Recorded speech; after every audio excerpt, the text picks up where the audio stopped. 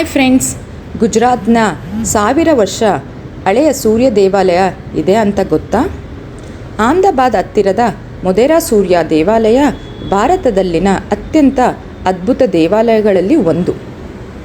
ಈ ದೇವಾಲಯವನ್ನು ಕ್ರಿಸ್ತಶಕ 1026ರಲ್ಲಿ ಸೋಲಂಕಿ ರಾಜ ಭೀಮದೇವ ನಿರ್ಮಿಸಿದ್ದರು. ಅಂದು ಸೋಲಂಕಿ ವಂಶದ ರಾಜರು ತಮ್ಮನ್ನು ಸೂರ್ಯವಂಶದವರು ಎಂದು ನಂಬುತ್ತಿದ್ದರು. ಅದಕ್ಕಾಗಿಯೇ ಸೂರ್ಯದೇವರಿಗೆ ಈ ಭವ್ಯ ದೇವಾಲಯ ಕಟ್ಟಿಸಲಾಯಿತು. ಇತಿಹಾಸದ ಪ್ರಕಾರ ಮೊಹಮ್ಮದ್ ಗಜ್ನಿಯ ದಾಳಿಯ ನಂತರ ಈ ದೇವಸ್ಥಾನವನ್ನು ಪುನರ್ ನಿರ್ಮಿಸಲಾಗಿದೆ ಎಂದು ಹೇಳಲಾಗುತ್ತದೆ. ಇದರ ದೊಡ್ಡ ವಿಶೇಷತೆ ಏನು ಗೊತ್ತಾ?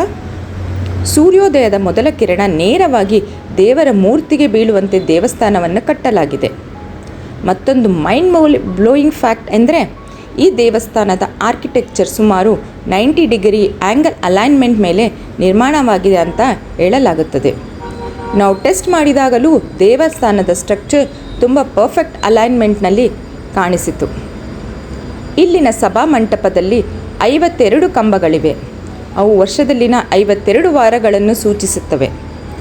ದೇವಾಲಯದ ಮುಂದೆ ಇರುವ ಸೂರ್ಯಕುಂಡನಲ್ಲಿ 100ಕ್ಕೂ ಹೆಚ್ಚು ಸಣ್ಣ ಸಣ್ಣ ದೇವಾಲಯಗಳಿವೆ. ಮೇಲಿನಿಂದ ನೋಡಿದರೆ ಇದು ಜೈನ್ ಡಿಸೈನ್ ಆಗಿ ಕಾಣಿಸುತ್ತದೆ. ಈ ದೇವಾಲಯದ ಕಲ್ಲಿನ ಕೆತ್ತನೆಗಳು ಅಷ್ಟು ಸೂಕ್ಷ್ಮವಾಗಿ ಇದೆ ಅಂದರೆ ಇವತ್ತಿಗೂ ಜನರು ನೋಡಿ ಆಶ್ಚರ್ಯಪಡುತ್ತಾರೆ. ಪ್ರತಿ ಗೋಡೆಯಲ್ಲೂ ಕಥೆಗಳು, ನೃತ್ಯ, ದೇವತೆಗಳು, ಶಿಲ್ಪಗಳು ಕಾಣಿಸುತ್ತವೆ. ರಾತ್ರಿ ಲೈಟಿಂಗ್ ಬಂದಾಗ ಈ ದೇವಸ್ಥಾನ ಇನ್ನೂ ಮ್ಯಾಜಿಕಲ್ ಆಗಿ ಕಾಣುತ್ತದೆ. ಇಂತಹ ಅದ್ಭುತ ಇತಿಹಾಸ ಇರುವ ಜಾಗಗಳ ಬಗ್ಗೆ ಇನ್ನಷ್ಟು ವಿಡಿಯೋ ಬೇಕಿದ್ದರೆ ಲೈಕ್ ಮಾಡಿ, ಶೇರ್ ಮಾಡಿ ಮತ್ತು ಸಬ್ಸ್ಕ್ರೈಬ್ ಮಾಡೋದನ್ನು ಮರೆಯಬೇಡಿ.